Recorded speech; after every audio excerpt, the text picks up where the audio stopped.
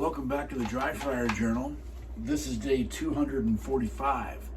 And the thing that I'm working on is, as I am trying to distract my brain and talk to you while doing all these things, I'm also going to stagger in something else. And that is getting the low ready. This is really important because drawing the first shot, if I habituate it as much as I can, and I work on this over and over and over again, trying to smooth out things and trying to get it right and trying to beat a certain par time, which is sometimes helpful. As I go about this, if I am not also working on trying to build into my dry fire time this right here and looking and assessing and seeing what's happening, then what I am habituating is that if my shooting hand touches my gun, not only am I going to draw into my vision and put my muzzle on somebody, I'm going to press the trigger. So all of my dry fire time can't just be that. That's a great example, by the way. I don't know if you saw that. I pressed the trigger out here with a horrible grip, not seeing anything. You know why? Because I'm playing the game of trying to get my gun out in a certain amount of time.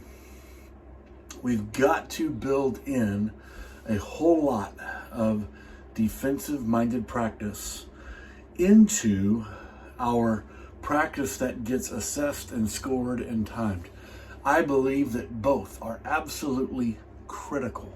I mean, you've seen over 200, probably 220 days of me doing this, just trying to get this thing, just trying to draw the gun in time to beat this thing, right? So yes, I absolutely believe that it is super important that we work on this. I also believe that if all we are doing is drawing to first shot, number one, we're developing a false sense of skill. Here's why I say that's a false sense of skill, because draw to first shot is rarely going to solve a defensive issue. As you probably know, it's most likely, if we're going to have to use ammunition and shoot, it's probably going to be more than one round. A draw to first shot does not test that whatsoever. We don't tax the grip at all. We don't even tax the draw stroke at all. It's just, you can get it, you can do the right thing and get it wrong so many different ways. So draw to first shot doesn't really measure it. So the next reason why this is really important is that if we are not telling ourselves to be acutely aware of other things beyond just the target and beyond just seeing my dot, then we're not training ourselves correctly.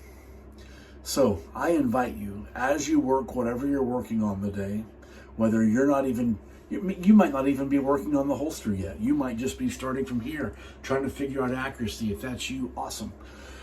But whatever you're going to work on the day, build in going to low ready with index and building in the idea of, from here, without muzzling anyone in front of me in my purview, I can be aware of my environment and continue to assess what is happening around me.